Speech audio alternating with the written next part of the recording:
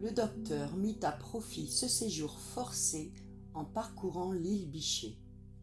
Il recueillit les quelques plantes qu'une température relativement élevée laissait croître çà et là sur les rocs dépourvus de neige, quelques bruyères, des lichens peu variés, une espèce de renoncule jaune, une sorte de plante semblable à l'oseille, avec des feuilles larges de quelques lignes au plus et des saxifrages assez vigoureux.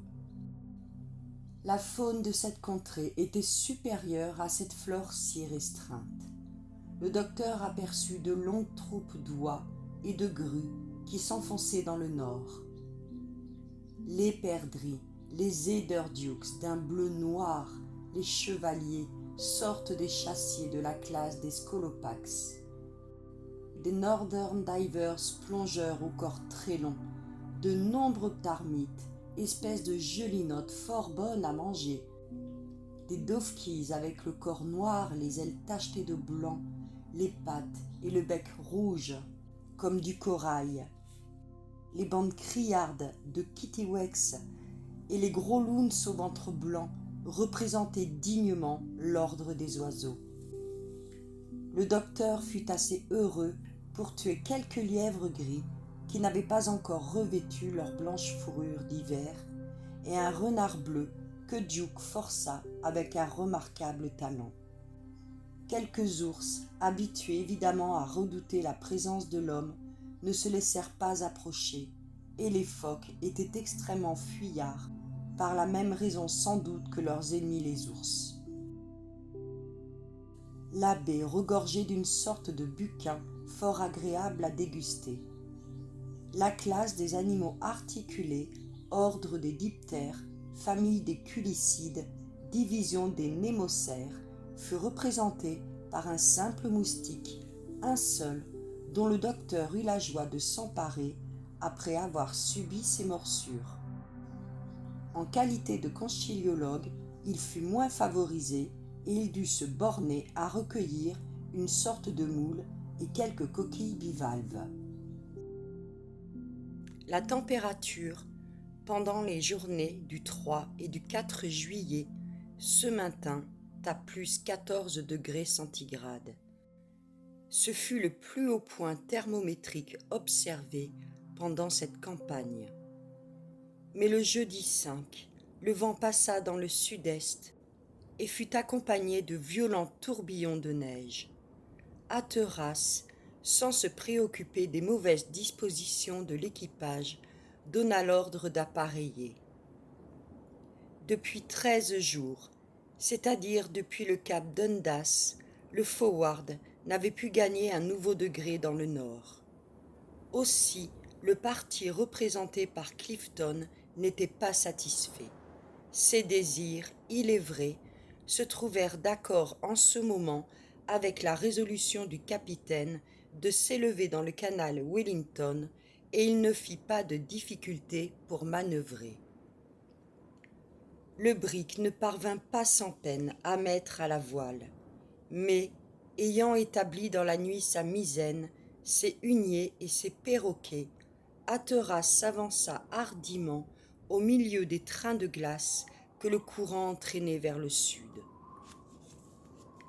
L'équipage se fatigua beaucoup dans cette navigation sinueuse qui l'obligeait souvent à contrebrasser la voiture. Le canal Wellington n'a pas une très grande largeur. Il est resserré entre la côte du Devon septentrional à l'est et l'île Cornwallis à l'ouest. Cette île passa longtemps pour une presqu'île. Ce fut Sir John Franklin qui la contourna en 1846 par sa côte occidentale en revenant de sa pointe au nord du canal. L'exploration du canal Wellington fut faite en 1851 par le capitaine Penny sur les baleiniers Lady Franklin et Sophie. L'un de ses lieutenants Stewart, parvenu au cap Bicher par 76 degrés 20 minutes de latitude, découvrit la mer libre. Voilà ce qu'espérait Hatteras. Ce que Stewart a trouvé, je le trouverai, dit-il au docteur, et alors je pourrai naviguer à la voile vers le pôle. Mais, répondit le docteur, ne craignez-vous pas que votre équipage... Mon équipage, dit durement Hatteras, puis à voix basse.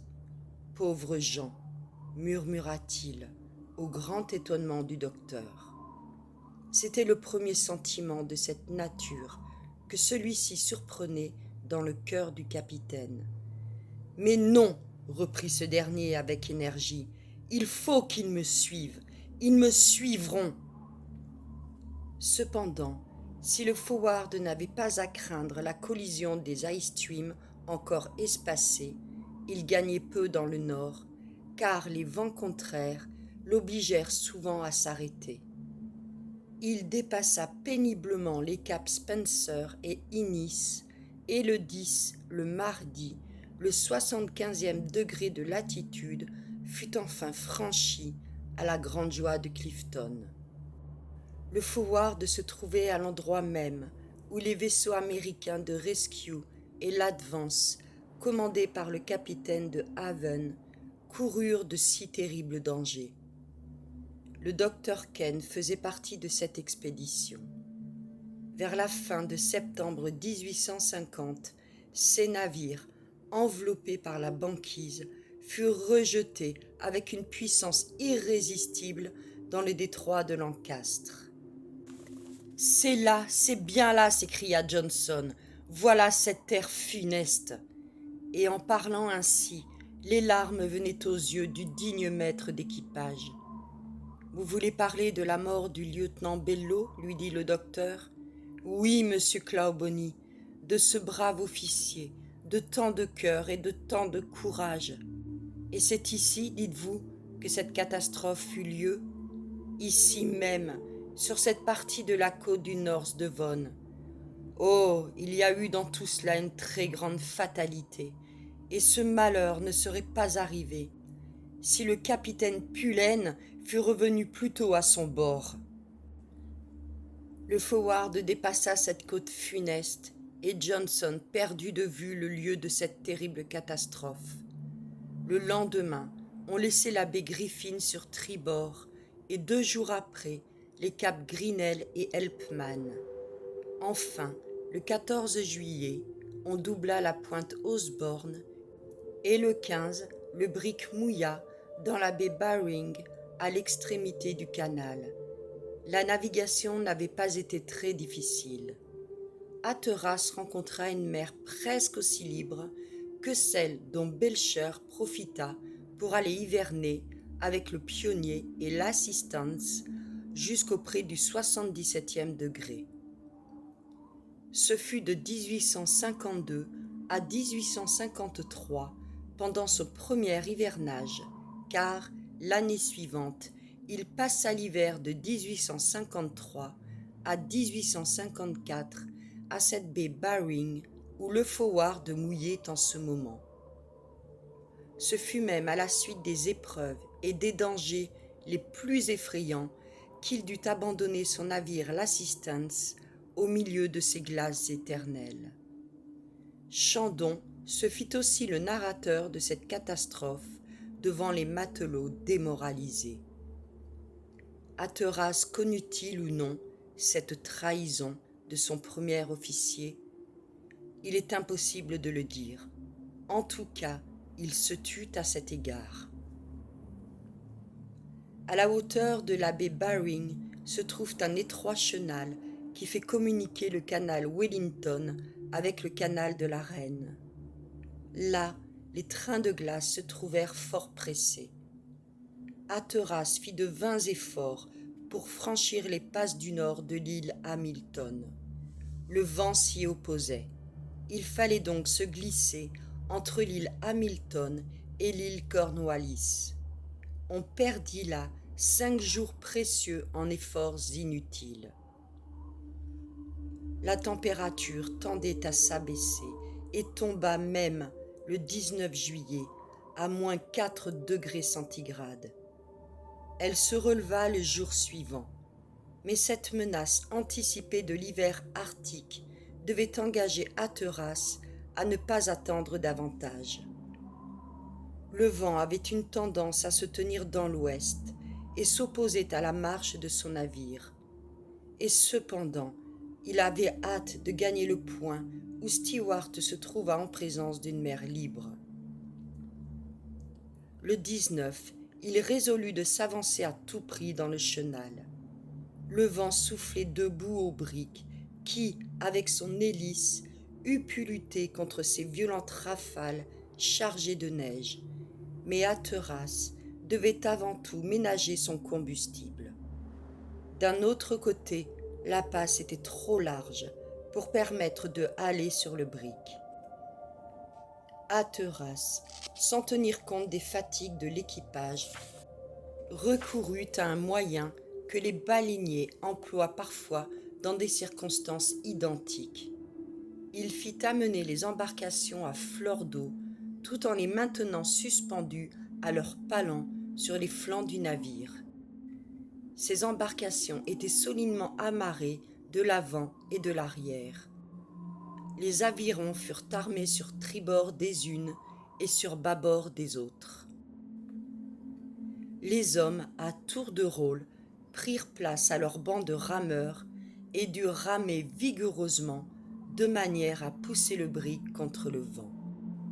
Le forward s'avança lentement dans le chenal. On comprend ce que furent les fatigues provoquées par ce genre de travaux. Les murmures se firent entendre. Pendant 4 jours, on navigua de la sorte jusqu'au 23 juin, où l'on parvint à atteindre l'île Baring dans le canal de la Reine. Le vent restait contraire, l'équipage n'en pouvait plus. La santé des hommes parut fort ébranlée au docteur, et il crut voir chez quelques-uns les premiers symptômes du scorbut. Il ne négligea rien pour combattre ce mal terrible, ayant à sa disposition d'abondantes réserves de lime juice et de pastilles de chaux. Hatteras comprit bien qu'il ne fallait plus compter sur son équipage. La douceur, la persuasion fussent demeurées sans effet. Il résolut donc de lutter par la sévérité et de se montrer impitoyable à l'occasion. Il se défiait particulièrement de Richard Chandon et même de James Wall, qui cependant n'osait pas parler trop haut. Hatteras avait pour lui le docteur, Johnson, Bell, Simpson. Ces gens lui étaient dévoués corps et âme. Parmi les indécis, il notait Fokker, Bolton, Woolston l'armurier, Brunton, le premier ingénieur, qui pouvait à un moment donné se tourner contre lui. Quant aux autres, Penn, Gripper, Clifton, Warren, ils méditaient ouvertement leur projet de révolte. Ils voulaient entraîner leurs camarades et forcer le forward à revenir en Angleterre. Hatteras vit bien qu'il ne pourrait plus obtenir de cet équipage mal disposé et surtout épuisé de fatigue la continuation des manœuvres précédentes. Pendant 24 heures, il resta en vue de l'île Baring sans faire un pas en avant. Cependant, la température s'abaissait et le mois de juillet, sous ces hautes latitudes, se ressentait déjà de l'influence du prochain hiver. Le 24, le thermomètre tomba à -6 degrés centigrades. Le Young Ice, la glace nouvelle, se reformait pendant la nuit et acquérait 6 à 8 lignes d'épaisseur. S'il neigeait par-dessus, elle pouvait devenir bientôt assez forte pour supporter le poids d'un homme. La mer prenait déjà cette teinte sale qui annonce la formation des premiers cristaux. Hatteras ne se méprenait pas à ces symptômes alarmants. Si les passes venaient à se boucher, il serait forcé d'hiverner en cet endroit, loin du but de son voyage et sans même avoir entrevu cette mer libre dont il devait être si rapproché suivant les rapports de ses devanciers. Il résolut donc, coûte que coûte, de se porter en avant et de gagner quelques degrés dans le nord. Voyant qu'il ne pouvait employer ni les avirons avec un équipage à bout de force, ni les voiles avec un vent toujours contraire, il donna l'ordre d'allumer les fourneaux. À ce commandement inattendu, la surprise fut grande à bord du Forward. « Allumer les fourneaux » dirent les uns, et avec quoi dirent les autres ? « Quand nous n'avons plus que 2 mois de charbon dans le ventre » s'écria Pen. « Et comment nous chaufferons-nous l'hiver » demanda Clifton. « Il nous faudra donc, reprit Gripper, brûler le navire jusqu'à sa ligne de flottaison ?»« Et bourrer le poêle avec les mâts » répondit Warren, « depuis le perroquet jusqu'au bout dehors de Beaupré. » Chandon regardait fixement Wall. Les ingénieurs stupéfaits hésitaient à descendre dans la chambre de la machine. « M'avez-vous entendu » s'écria le capitaine d'une voix irritée. Brunton se dirigea vers l'écoutille, mais au moment de descendre, il s'arrêta. « N'y va pas, Brunton, » dit une voix. « Qui a parlé » s'écria Hatteras. « Moi, » fit Pen, en s'avançant vers le capitaine. « Et vous dites » demanda celui-ci. « Je dis, répondit Pen en jurant. « Je dis que nous en avons assez, que nous n'irons pas plus loin, que nous ne voulons pas crever de fatigue et de froid pendant l'hiver, et qu'on n'allumera pas les fourneaux. » « Monsieur Chandon, » répondit froidement Hatteras, « faites mettre cet homme au fer. »« Mais, capitaine, » répondit Chandon, « ce que cet homme a dit, » répliqua Hatteras. « Si vous le répétez, je vous fais enfermer dans votre cabine et garde à vue. Que l'on saisisse cet homme, m'entend-on » Johnson, Bell, Simpson se dirigèrent vers le matelot, que la colère mettait hors de lui. « Le premier qui me touche » s'écria-t-il, en saisissant un anspecte qu'il brandit au-dessus de sa tête. Hatteras s'avança vers lui. « Pen, » dit-il d'une voix tranquille, « un geste de plus, et je te brûle la cervelle. » En parlant de la sorte, il arma un revolver et le dirigea sur le matelot. Un murmure se fit entendre. « Pas un mot, vous autres, » dit Hatteras, « ou cet homme tombe mort. » En ce moment, Johnson et Bell désarmèrent Pen, qui ne résista plus et se laissa conduire à fond de cale.